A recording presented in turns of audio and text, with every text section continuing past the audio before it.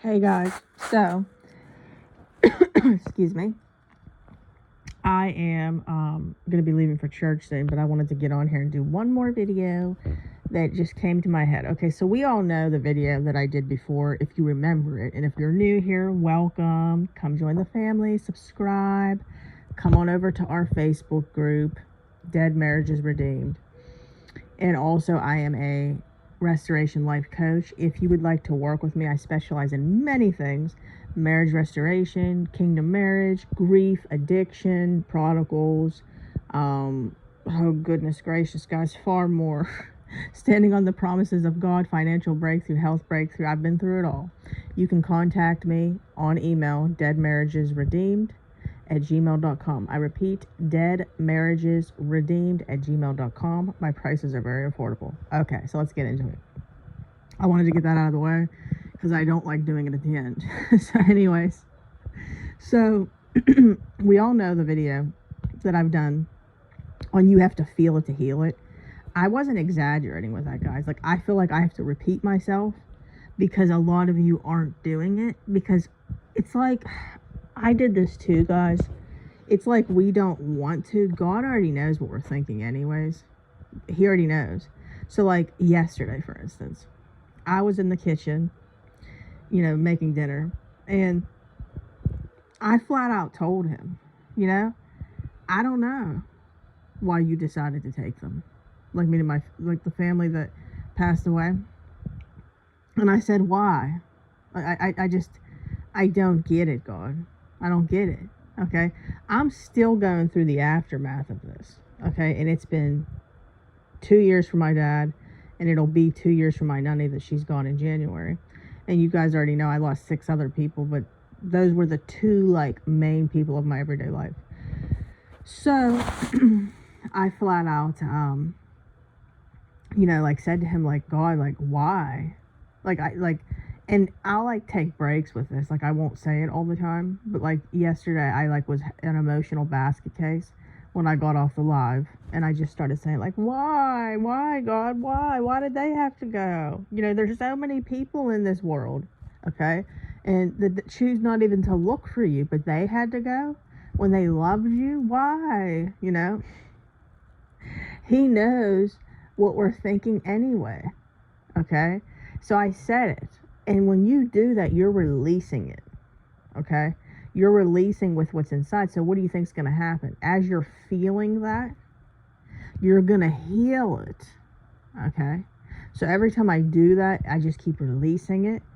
I get lighter, okay? I get lighter and lighter. It's like that heaviness starts to come off. And then when you start praising him, even if things in your life are not looking the way you want them to, like the Bible says, put on the garment of praise for the spirit of heaviness.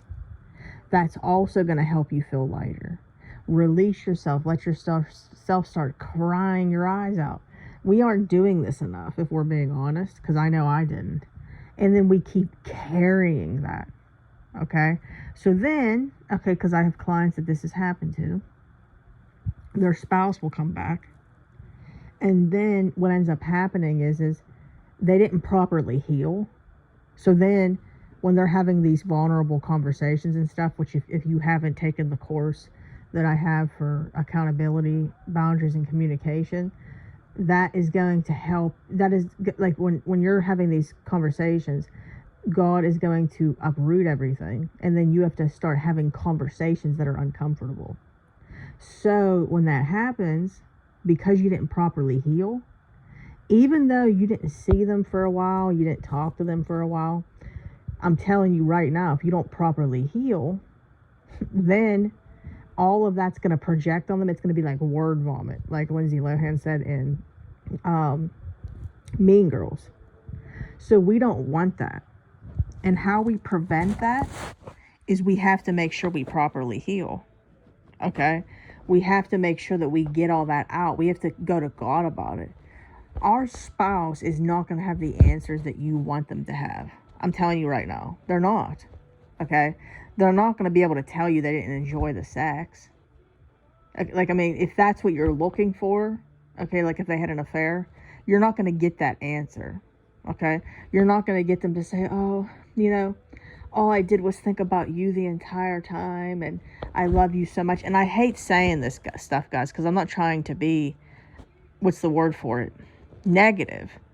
But you have to deal with this, okay?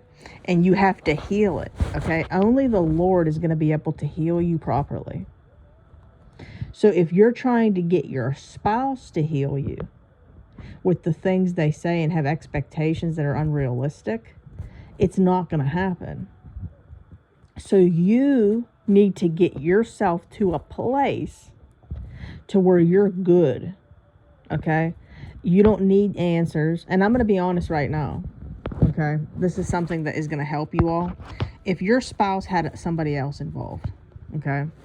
When we already discussed a lot about their recovery process, all that different stuff.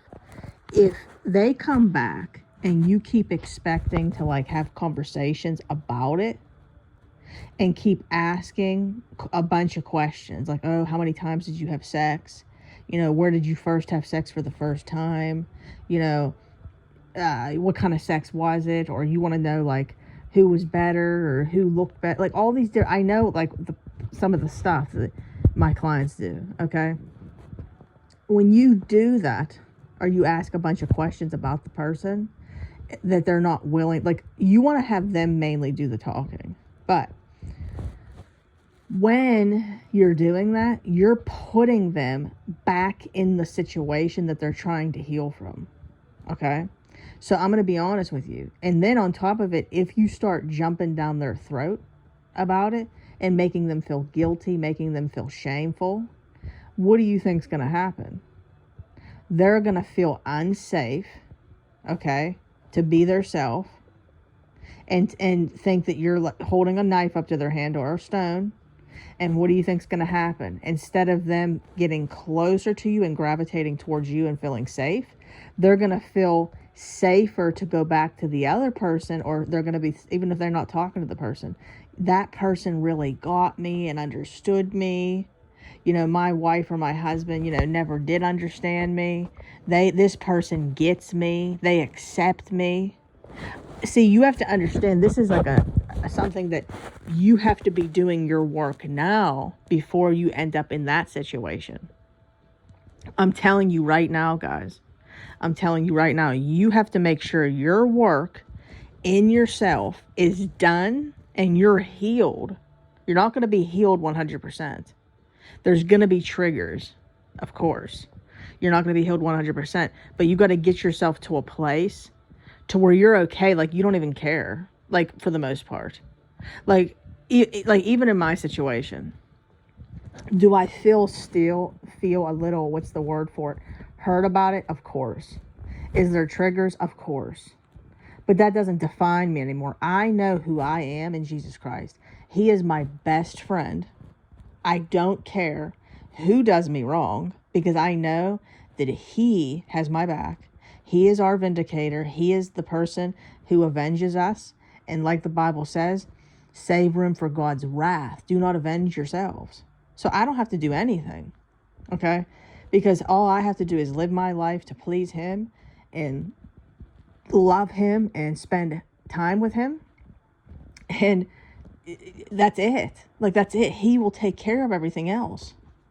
But I'm telling you right now, you got to be hip to hip with God. I've said this in my other videos.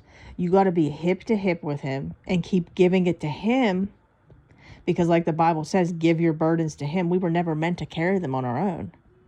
So if you keep giving them to him, that's the secret. That's why, for instance, some people might think they're healed because it's been a long time, but that's not true.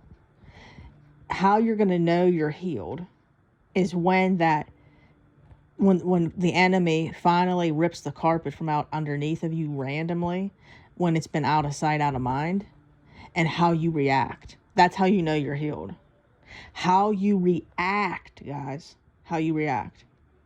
So I'm telling you right now, a lot of you that are in the stage where like there's no communication and stuff, you think you're healed because it's just been you and God. That's why God's been protecting you by keeping you guys separate. He's actually protecting your marriage.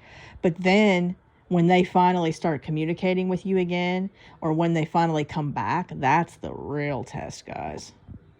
I tell everybody this. That's the real test. Will you be able to shut your mouth? Will you be able to make them feel safe? Will you be able to make them feel accepted and loved and forgiven the way Jesus is telling them they're redeemed and they're forgiven? Are you going to make them better, or are you going to make them worse? We can't blame God if they decide to go back to the counterfeit or if they leave again, because this is what he's trying to do in you right now. So I hope that this video was very helpful. I feel like it needed to be said. If you could, guys, please like the video, leave a positive comment, come on over to our Facebook group. What are you waiting for? Dead Marriages Redeemed. Come join the community. And again, if you would like to book a one-on-one call with me, email me at deadmarriagesredeemed@gmail.com. And again, guys, have a wonderful day. Think about what I said. God bless. Bye.